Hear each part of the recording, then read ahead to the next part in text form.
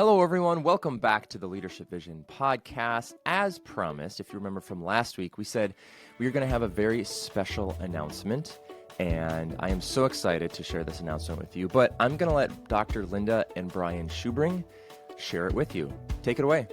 Thank you, Nathan. We are excited. Good to see you again.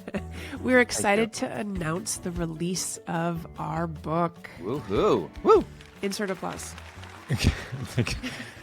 Our book is titled Unfolded, Lessons in Transformation from an Origami Crane. It's a story, it's an allegory, and a guide that imparts a philosophy and a strategy that you need to meet your full potential, cultivate better relationships, and grow your leadership capacity. And what we want to do is invite you to discover how you can transform your life through our book, Unfolded. We are so excited to let the world know that we have been working with Wiley Publishing, and this book will be launched and released in June of 2025. We have been writing and weaving this story together probably before Brian and I were even together. And I think there are clients and loved ones that we know. You may read this book and begin to wonder, am I in the story? And probably yes. This book is an amalgamation of our life experience, our life work, and the kinds of people that we have been shaped by and learned from over the years. So why an allegory? I'm curious why you chose that format rather than, I don't know, a textbook or a novel or any of the other formats you could have chosen. Well, one of the reasons why we chose an allegory is because one of the primary things that we do in our consulting and coaching is we listen. We listen to people's stories. And so one of the ideas I have is how can we tell a story that represents the work that we do without actually telling people what to do?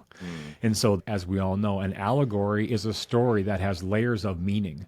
And the meaning is interpreted by the reader. And when a reader is reading an allegory, they can see themselves in a lot of things. They can see themselves in the main character or supporting characters. They can see themselves woven into the plot or the places that are represented.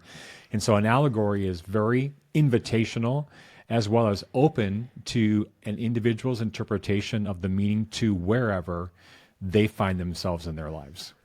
And our allegory is short, and our allegory is accessible on purpose. And it's the story of origami animals that live in a playground together.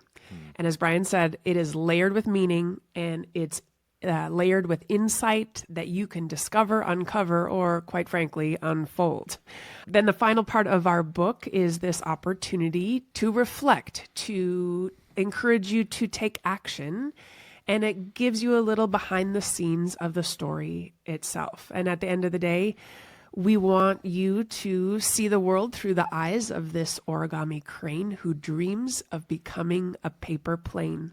And we hope that this work will inspire you to meet your full potential, cultivate better relationships, and grow your leadership capacity. So the book comes out this year, June 4th, 2025. You can pre-order a copy today, right now. Go stop what you're doing and go do this. Schubrings.com. There's also a link in the show notes to pre-order your copy of Unfolded, Lessons in Transformation from an Origami Crane. Origami, what? I think people sort of know what that is, but why origami? What does this have to do with anything here? Well, one of the reasons why I chose origami as a metaphor is because I really believe that our lives represent some of the fundamental principles of origami. When we show up into a relationship or at our jobs or anywhere that we go, we show up with a certain representation of who we are. And that representation of who we are and our identity has been shaped, molded, and folded by the people, the places, and the experiences of our life. And most of the time, we don't really pay a lot of attention to who or how we've been shaped.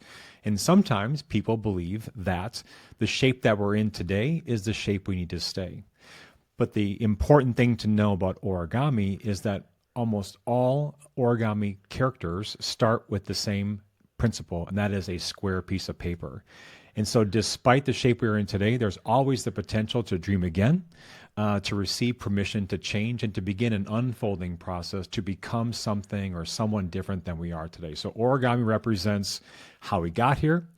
it represents our potential, and it also represents the future shape of who we are.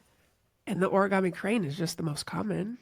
And why the origami crane? Yeah. Because when I was thinking about which character to choose as the central character for the book, I simply Googled what is the most internationally recognized origami character, and it was the origami crane. So that was clearly the place I was going to start.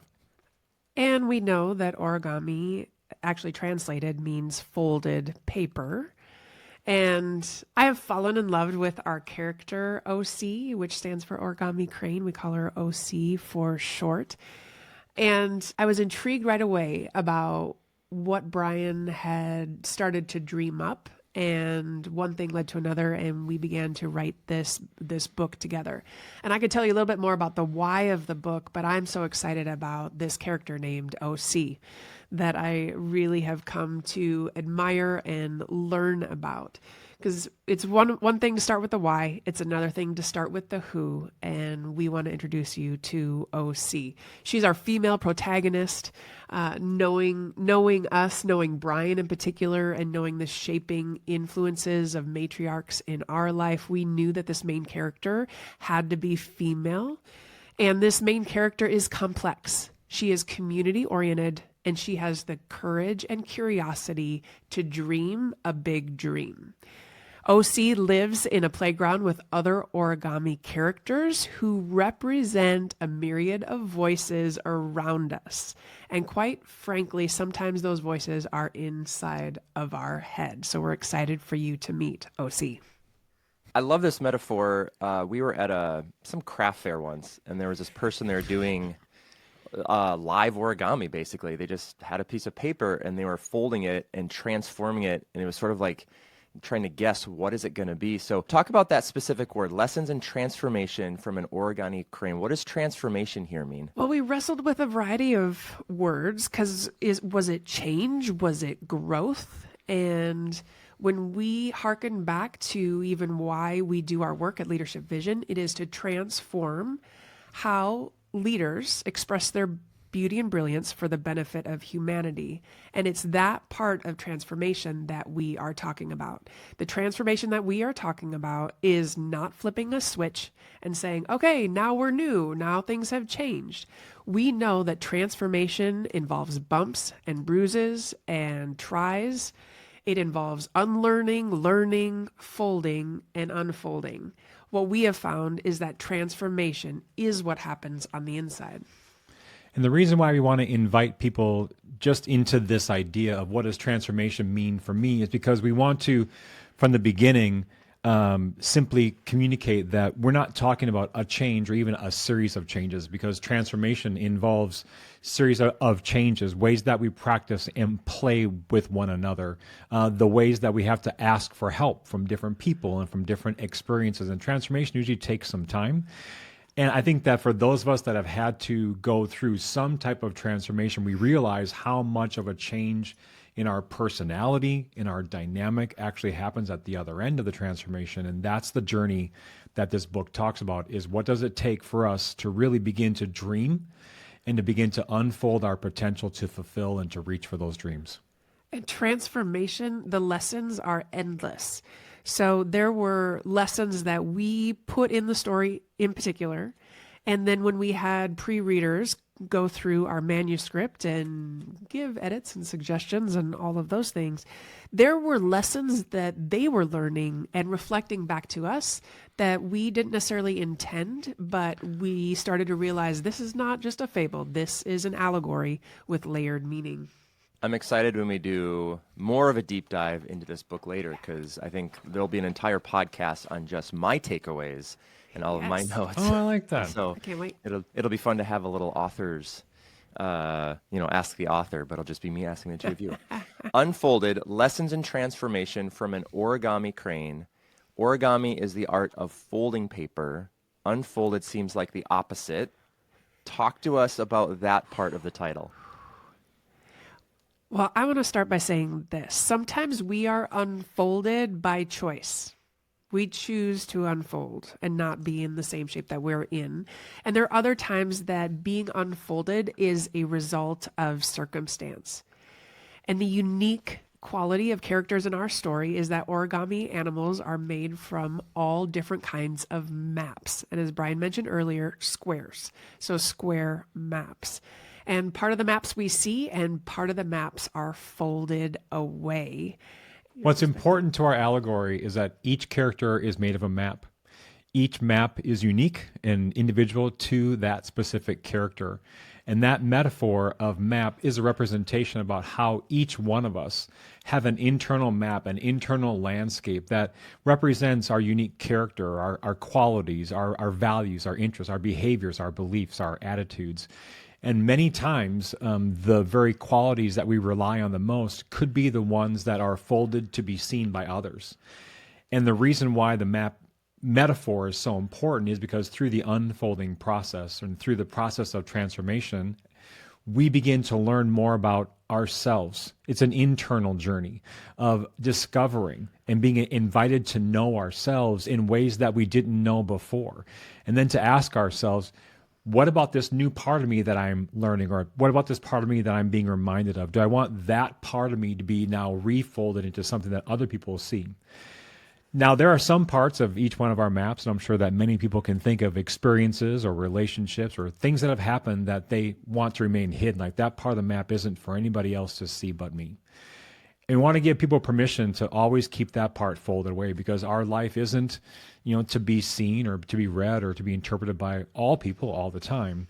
So there's this sense of recognizing who we are and how do we want to express our beauty and brilliance. And there's also this sense of those challenging times, those trying times, the times when we've struggled, that those can be kept folded away and to be a resource to remind us of what it means to endure through suffering and what it means to really double down on what we believe in.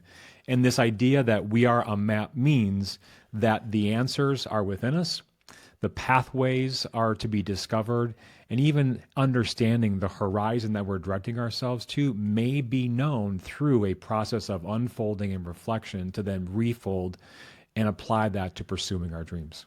And unfolding leaves creases.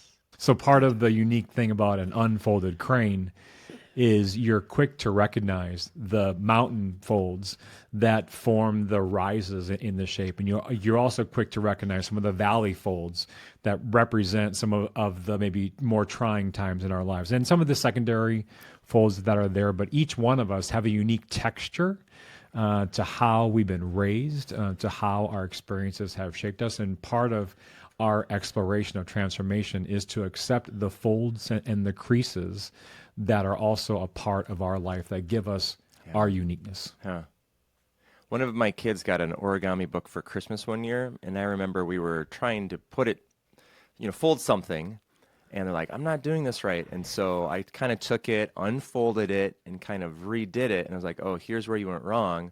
But I was like, oh, these folds were right, these folds were right. And so it's interesting when you think about how your life is, there's certain things you think you've made a mistake in, but actually that crease, that fold actually was right, but maybe in the wrong order at the wrong time or whatever it is. So I'm excited for people to get their hands on this book and take their own meaning out of it. So with that in mind, my last question, if there's one thing that you hope readers walk away from, what would that be? For me, the one thing is that readers would receive the invitation to consider your own story, your own dreams, whether you dream them yourselves or other people have been dreaming for you and you have to live that out, that you begin to wonder about the people and places that shape who you are and start to consider who you are doing life with, work with, and what you can learn by being with other people and looking at your life. Brian, what about you? What's the one thing you hope people take away from this book? One of the things that I hope people take away from this book is that there is hope.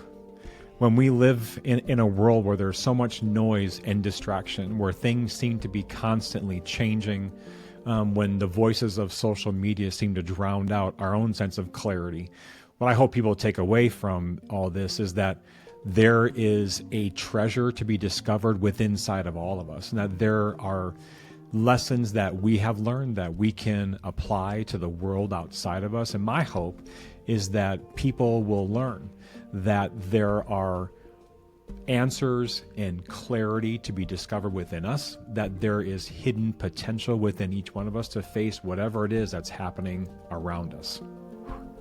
So, love that. and one more thing, Nathan. One more thing I want to say. Yeah. Because the book, in between all the chapters and the different components, are meditations written by Brian. And for those of you that know Brian well, you know that he spends his mornings and early mornings, some people call them nights, maybe people our daughter's age Yes. call them nights still, and he is up writing, and some of the meditations are some of the most beautiful work that Brian has ever written. And just in preparation for this time to even just announce the book, Brian wrote a meditation that's not found in the book, but is just to highlight what we're seeking to do with this book and this movement of sorts. And so, Brian, will you read your meditation? All right, we'll have to edit this part. Let me cue the music. Yep. Go. Like real music? Yeah. There is a beauty and brilliance within each of us to accept, awaken, and amplify, for ourselves to be seen, honored, dignified. Our talent is a treasure, our unique and unlimited potential, awaiting to be unfolded and released, setting ourselves free. Our beauty and brilliance is to be recognized and celebrated. It is a light to lead us within and among our internal map. For this map is our sacred imprint. Our map is an uncharted landscape awaiting for us to encounter. For here, within the unexpected and the unknown, lies everything we need: answers, clarity, abilities, and dreams. For the fulfillment of our dream awaits us. Our dreams for life and love, relationship and purpose, meaning and belonging. All of it is here within us, found within our maps and relationships, to be discovered and known, unfolded and reshaped, alive and free. May I be so. May I be so.